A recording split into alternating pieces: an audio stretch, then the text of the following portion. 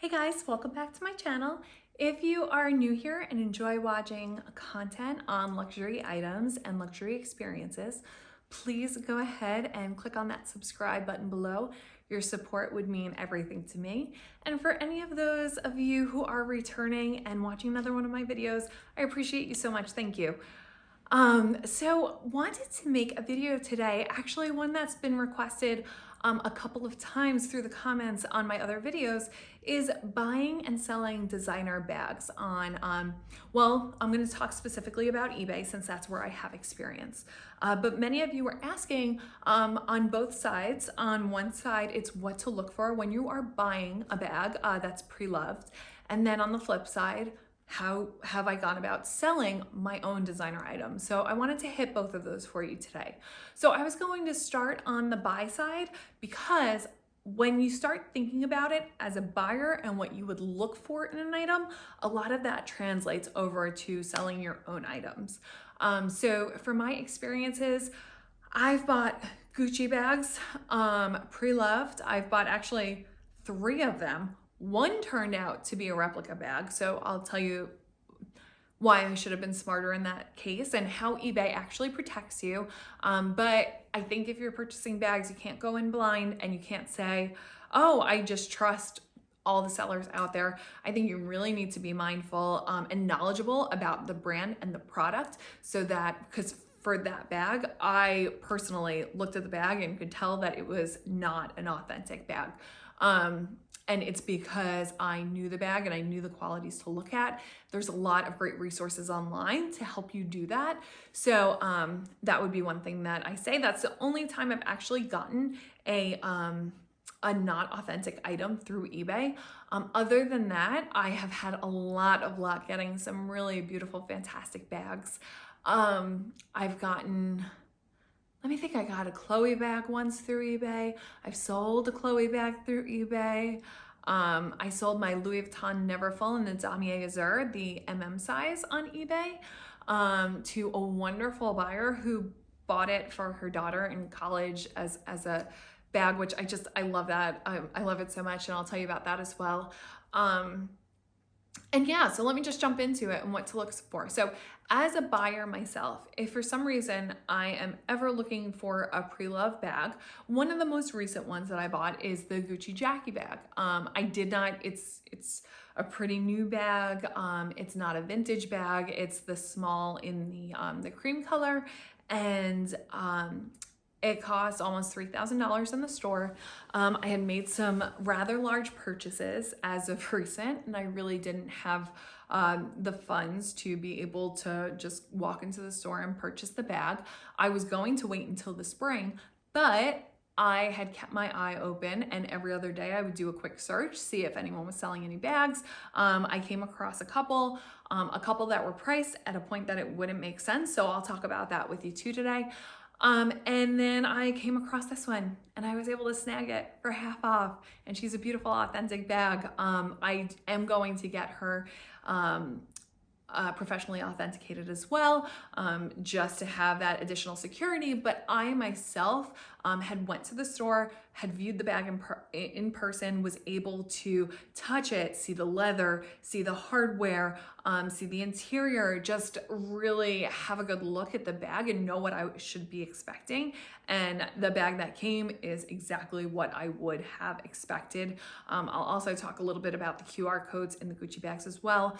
So this particular bag, it just so happened to come on the market at a price that was close to what I was willing to pay. eBay, it had the option to make an offer. I got lucky. I offered what I would pay for the bag, and they accepted it, which was half off, which I just feel so fortunate. She's such a beautiful bag, and she's honestly the favorite one in my collection at the moment. So I'm kind of over the moon about it, and just so excited that I was able to get it for such a deal. So what to look for when buying. So from specific buyers, and I'm going to speak to more about eBay here because I have bought things in the past from Poshmark and some other resale sites, the Real Tradesy, which now is Vestera Collective, some of those as well. But most of my experiences with eBay, so I'm going to talk about that. And I think probably a lot of that's going to translate over to the other sites. So with eBay, one of the things that I look at is I look to see that the store, the individual, has multiple reviews. I wouldn't not buy from someone. For example, I think I have like 30 something reviews on mine. And I wouldn't look to someone who doesn't have, if they have just a few, just a handful. I feel like I have bought from someone who has like, 10, and they've been on the site since like 2013. It's been 10 years. I mean, that makes sense to me, right? Like, especially if you're, a buyer and investor of these types of luxury products, every year that goes by, there's one that I, pinpoint in my collection that I'm like, yeah, I'm not using this. It would make more sense to sell it and be able to buy something else that I really, really love and that I get more use out of. I particularly am big on that. I like having a collection, but I like keeping it of a certain size as well. Also financially, that's where I'm at. I don't have a closet dedicated to handbags, so it's not like I could just buy whatever I want and just keep buying and buying and buying. A lot of times I justify a new purchase with saying, okay, let me sell some stuff and let me then use that money to get something that I'm really going to love and appreciate. So with that, I don't think you should write someone off for not having many reviews, but I think the content of the reviews is very important. I also think the products of the reviews is very important. So if you click on someone's, their eBay name and their link, you can typically go back and see the reviews that people left and be able to click on them to see what the product was. So I personally look for consistency in the type of product that I buy. So if, let's say, that individual sells a bunch of t-shirts and sneakers, maybe that's not a good one. I don't know, if it's like cell phones and then all of a sudden there's one bag, and it doesn't mean that it's not an authentic bag, but I don't feel as good about it if it's not, consistently similar products. Like, if I see someone who's posting and they're selling bags and shoes and gently used clothing and that sort of thing, I get a better feeling for it than I do than someone who's like selling completely different, and then all of a sudden, boom, you see this one random thing in there. Again, it's not to say any of these products are not authentic. It's just what I look for and what makes me feel a little bit secure when I'm making my purchases. I also read all of the negative reviews, and I can't stress this enough. There are going to be buyers out there who write a review who says they don't believe the item to be authentic or something to that degree. I don't think I've ever bought something where I haven't, well, maybe I have, but I'd say a lot of the times you will see like one of those, maybe two of those, if they have thousands and thousands of items sold. And I just also, if they have a lot of positive reviews saying, this is authentic item, they guarantee authenticity, they give you a return period. If they have all of those things as well, typically I feel like, there were just special cases that maybe, hadn't worked out for the individual who's purchasing. Not to say that that person wasn't being truthful. Maybe they didn't believe it to be authentic, but it really was. Or maybe it was used more and they were trying to get their money back. Whatever it might be. I'm not saying it's a bad thing. I just wouldn't rule someone out if they have a ton of positive and just like one or two negative. But on that, a couple of things that I look for. I look for being able to return. Now, when I sell, I do not offer returns, but I have also sold and selected authenticity guaranteed. So what that means, on eBay as a seller, at least for a certain period, and when I did it, it was free.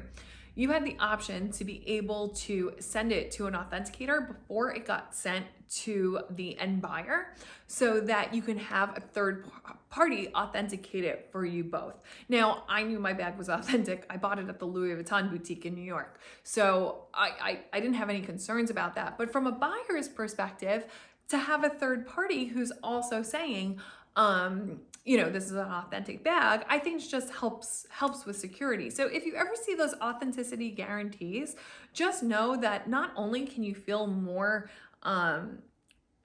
confident making that purchase, but also that eBay is guaranteeing you. In the case of the Gucci bag that I had purchased that was not authentic, it was not authenticity guaranteed. It did have a return policy. It came from Canada, which isn't a bad thing. I actually just bought my Gucci bag from Japan, and I'll talk about that in a minute. But it came from Canada, and the hardware on it was a telltale sign that it was not authentic. I can't say the full bag. Maybe part of the bag was, and the tassel had fallen off and they got a fake tassel or something. But just seeing that, I called eBay up directly. I told them the situation, and what they said, absolutely, you're guaranteed authenticity. So we will absolutely get you your money back. What we always offer to do is that you would return it to the seller, and then the seller would give you your money back. And if they don't give you your money back, we'll refund the money for you. So I went through that process. They said, whatever you do, and this is a great tip, whatever you do, do not mail it back without the without the seller sending you the shipping costs for it first. Because even if you get refunded the money first, which I did, you might lose out on the shipping costs, and it's technically the seller's responsibility to provide you with the shipping in this particular case, just this case where it's not authentic. So I did exactly as eBay instructed me to. I contacted the seller. The seller gave me an immediate refund. They told me to ship it back. I said, absolutely. I spoke with eBay. They said to ensure that you took care of shipping costs. So was wondering if you wanted to provide a label for me, or, if you wanted me to see how much it would cost to ship it back and then go about it that way. I never heard back. That was the end of it. They never provided me an address to send it to or any additional information. So it ended up never getting returned. It ended up never getting worn. I am not, and I do want to say this because sometimes I see some comments come up from people who work with companies who are selling replicas, and I delete them every time. I do not support buying fake bags. I don't. I really enjoy luxury products. I think the quality is really what you're paying for. I don't really wear them to show them off. A lot of the ones that I actually are my favorites are a little bit more understated, but then again, I have a Chanel flat bag. I mean, everyone, who knows fashion knows what that is.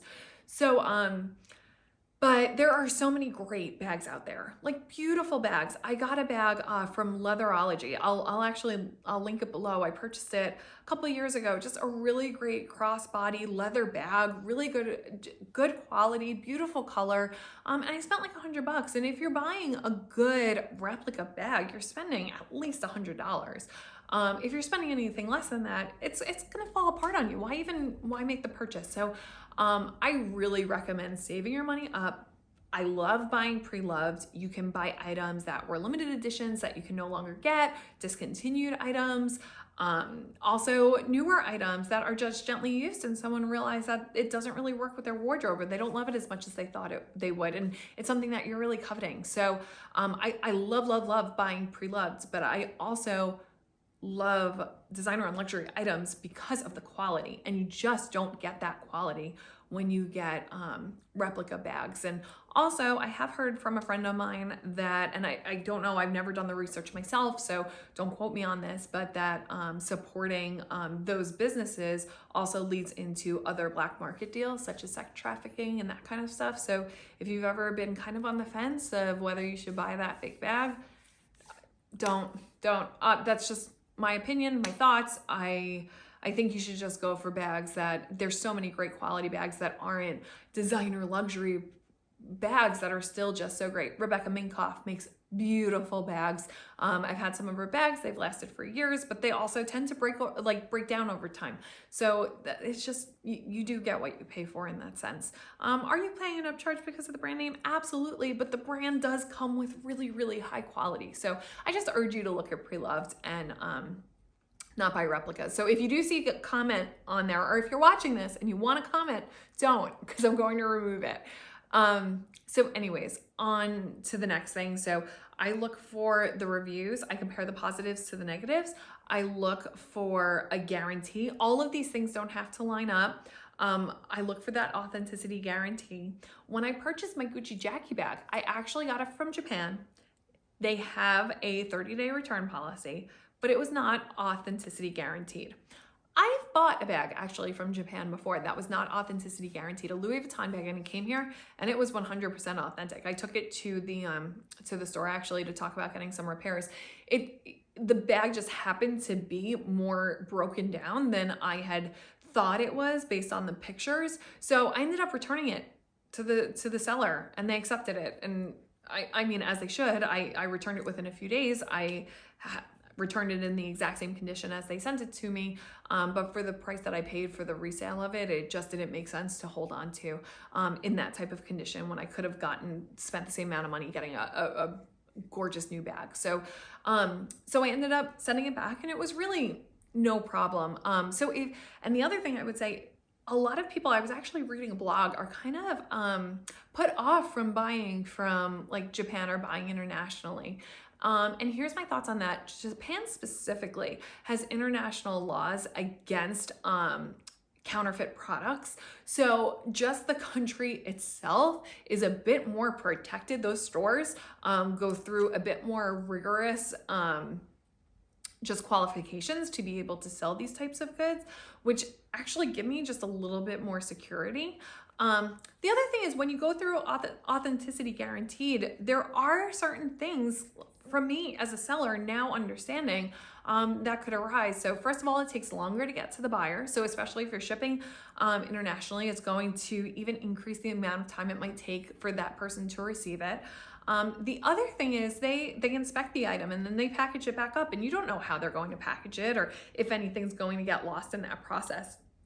The other thing is, and I learned this from personal experience through selling an item, when I sold my Neverfull MM, the buyer reached out to me that she hadn't received it. And after we dug in, it said that it was actually delivered. So both of us were working with eBay to try to figure out where this bag went. And I have to tell you, this is a bag that I bought in store. It was my first Neverfull. I actually ended up wanting the GM size instead. So purchased the GM size and then realized I just wasn't using the MM, but it was the bag that I brought with me to get married. It had like sentimental value, you know, so I didn't want to see it like lost in the mail. I wanted it, you know, to have like a nice home. And when she told me that she was buying it for her daughter in college for a book, I was like, I just love it. I love it.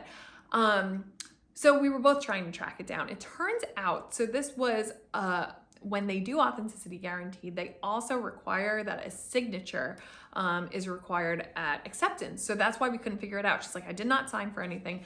No one in my house did either. Well, it turns out, and when we saw they were able to send us a copy, it was just scratched. It seemed like, or I shouldn't say scratched, it was just like a scratch. It wasn't like a real signature on it. And either someone else or the carrier had just marked it and threw it in their driveway, I believe, and a neighbor had seen like the bag on like the side of their house and grabbed it for them. And then when they went around and asked for it, their neighbor was like, oh yeah, I actually saw this bag for you. I've been meaning to drop it off. So at the end of the day, it all worked out. However, it's because it didn't go through the US Post Office. It was something else that once it went from me to the authenticator, they used a different service to get it to the buyer. I forget which one it was, but it was not like US Post Office. It wasn't UPS. It wasn't FedEx. It was some other one. And, you know, they weren't held to I guess the standards of one of the main shippers. So when I got my Gucci jacket bag, it came from FedEx. They required a signature. I signed for it. I took the bag inside. There was much more security around the delivery of it than when it was authenticity guaranteed. So just something to be mindful of as well. And something I never would have thought of myself as you know, selling the bag and as a buyer. However, yes, you get that third party authentication. When I had purchased a bag through authenticity guaranteed, I got the authenticity certificate from the seller, and then the other authenticity from the eBay party who authenticates. So there were multiple authentications sent. When I sold my Neverfull 2, it was very easy for me to sell because I had also kept the original dust bag and my original receipts. So again, people can duplicate, people can copy those, but it just adds an additional layer. So that's what I would say. No matter what you're buying, whether it's a receipt, whether it's authenticity guaranteed, whether it's authenticity card, depending on the brand, or, you know, Louis Vuitton date codes, or With Gucci now, they have their GR codes. So if you have, they actually have a closed system. So if you just try to do it in your pictures, don't have a heart attack like I do, or I did, and I tried to scan it and it didn't come up. And I was like, oh my God, I got a fake bag. No, I downloaded one of the QR scanners and then it was able to match it up to the number that was on the scanner, as well as also having the tag with the serial numbers, which for Gucci is more for where it was produced and when it was produced. So there are bags that could have the same number because they were produced at the same facility at the same time. But that's the other thing about buying pre-owned. If you want to buy pre-loved, do your research. Like, I have looked at like the specific bag, what to look for, what are telltale signs. And then when you're looking at the photos, make sure, I would never, ever buy a bag where it was stock photos and it wasn't the photos of the exact item I was purchasing. That is just a major red flag for me. If they're not saying like pictures are the bag, or you see it someone like me at my house, I'm showing you the pictures, they're obviously not stock photos, right? And making sure that that what you receive matches up to what you're seeing in the photos, right? But then also, like, when I sell stuff, I sell and buy bags on eBay. So I'm kind of like within that realm. I've done shoes before, I've done other stuff as well, but it tends to be all fashion, jewelry, that sort of thing.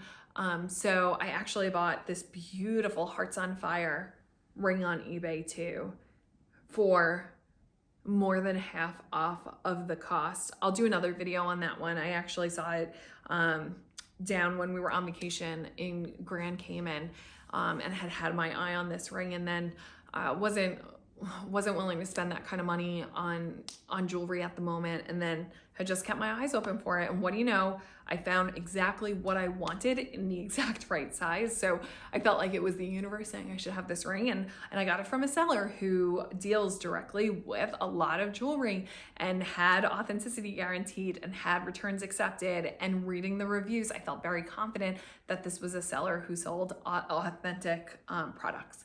So as a buyer, I think those are some of the main things that you need to look for when you're making purchases.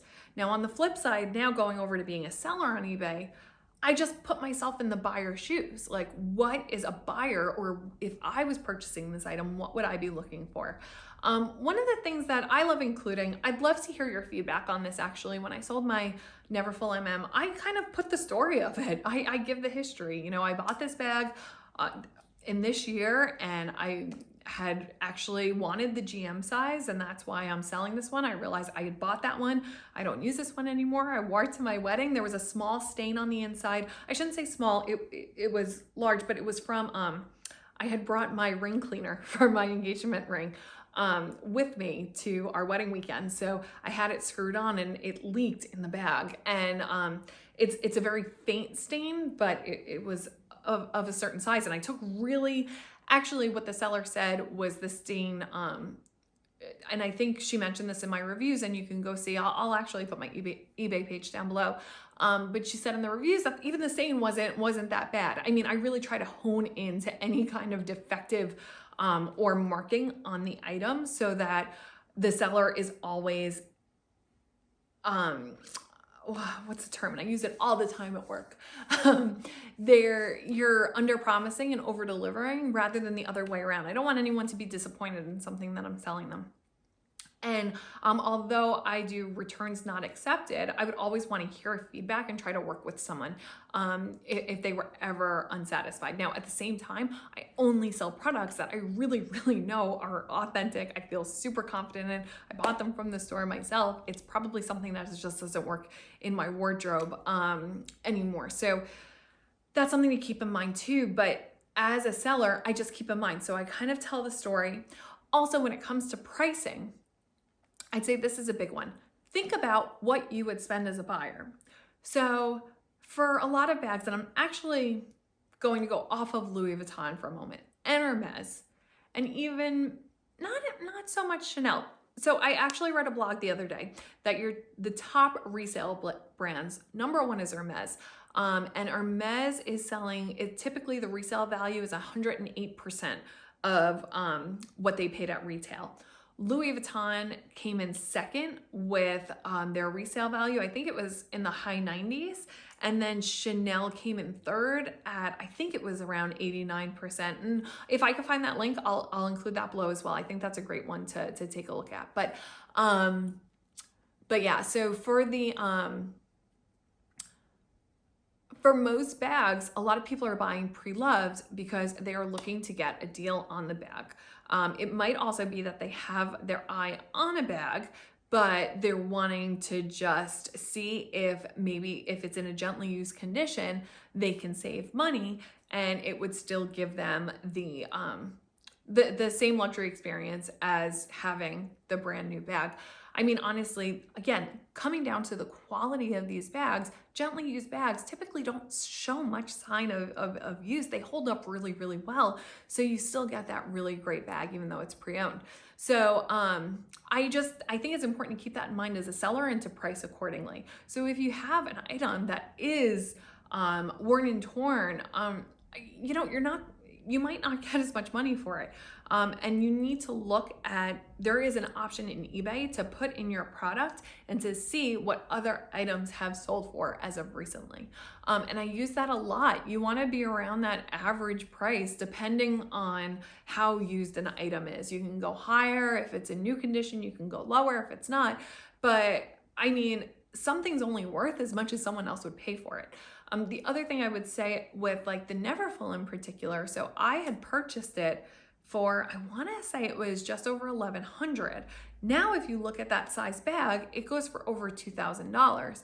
But I need to think as a buyer, what would be, I could go into a store and buy it for $2,000. So what's going to be the amount of savings that makes sense for me to purchase that bag online? I actually had listed it for just over $1,400. And that's what I didn't put an offer on it, as that's what I didn't put offers accepted. It was just a buy now option because that's what I was willing to sell it for. I didn't need to sell it for any particular reason. It's just I wasn't using it anymore, and I thought that this is the value of it, and it sold rather quickly. I will tell you that I sold it with the wristlet. I packaged it all together with the original dust bag, and it was, I think it was up there less than a week before it was purchased. So I priced it right. Could I have gotten higher? Maybe, but like I said, with that bag, I didn't want to play the game. You can play the game. I was just like, if I could sell it for this, I would, but I wouldn't go under, and that's what I listed it as. I also think that if there's items that aren't as in high of demand, it's a great idea to look at auctions as well. As you might be surprised with what you find that you can get for them. And it depends on the value to you of losing something. I always think when I get something posted, what would I let this go for, and just hold myself to that line, because people are going to come in a little bit under when you allow offers, and you're going to be like, oh, should I just take it? And then I feel like once you go in the path of like, oh, I could get this though, should I just do it? You tend to be a little bit more flexible when I'm just like, and you can actually set it up to have cutoffs. Like if anyone offers me less than this, and this is what I'd probably say most of my items have been, it's been buy it now with an offer option. And I put my absolute lowest that I would be willing to consider at the bottom. It's not to say that I would accept every offer in between. I definitely wouldn't. It kind of depends on where I am and what I'm thinking about for that product and what I'm next looking at buying. So I'll put an offer accepted only when I do know that I will accept something less. If you love something, just buy it now. I've lost out on items because I put in an offer and maybe I would have paid a little bit more, but I was trying to get a little bit of a deal, and I saw that it was an offer accepted. So I threw in my offer, and then someone else was like, I love this, I'm going to buy it now. It's gone. And it makes sense. And that's completely fine too. Just kind of go in there with the mindset of knowing what you're willing to spend, or as a seller, what you're willing to accept for that particular product, and price accordingly. Take a look at previous sales, and then think to yourself, if I was a buyer, would it be worth me buying this pre-loved? For me, the MM bag, which is available on the website, if I listed it at $1,700, and knowing I could purchase it brand new from the store for $300 more, for me, it would just be worth getting it directly from the brand itself. So that wouldn't be enough of a discount for me personally to buy it. However, at the price that I had it at, I want to say that that's, you know, probably around, I don't know, I'm not good at the quick math, but between 30 and 40% off. That's a big chunk, especially of a purchase of that value. So to me, it would make sense to buy a pre-owned bag at that price. And that's why I listed it at that. And I think as a seller, you need to be mindful of what your audience is targeting, and be able to price accordingly. And then to just kind of stand firm on that, this is what I would accept. So that if someone offered me, like, for example, I didn't have offers accepted because I knew that was that was it for that bag. That was the only thing I was accepting. And if someone offered me 900, I'd be like, no, absolutely not. Like I'll just keep this bag. However, then you have other ones like the bump bag, which was such a popular bag and you can't get your hands on now. And it was discontinued in that style. And it sold, I remember looking at it when it was 1900, and then it went up to over 2000, and then it was discontinued. And now looking at pre-owned ones, they're going for like $3,000, and it's absolutely insane. And I love the bag, but for me, I just don't love it that much. And for other people, they might, and they might spend the money on it. So know your audience, know what's going on with the particular item that you have for sale, so that you can price accordingly and that you can get the most you can for it, but at the same time, you know that it's worth it to your audience to also be able to purchase it. So I really hope this was helpful today. I hope this gave you some guidance if you're going into that pre-loved market, if you're looking on eBay. I love eBay personally. Like I said, I've had negative experiences where eBay themselves and the sellers have done just a great job. I really, well, I've never gotten screwed. Let's put it that way. I've had great buyers on one end. I've worked with sellers that have provided refunds, and I really feel like it's a great platform to find authentic pre-loved items that you'll really love for years to come. So if you have any questions, if there's anything I didn't touch upon that I might have missed, or anything else as you're setting up your sale, or if you're looking to buy something, something that you just wanted another opinion on, comment below. Happy to get back to those and try to just give you my thoughts on them. But any other tips also you want to share, please add them below. Thanks so much for watching.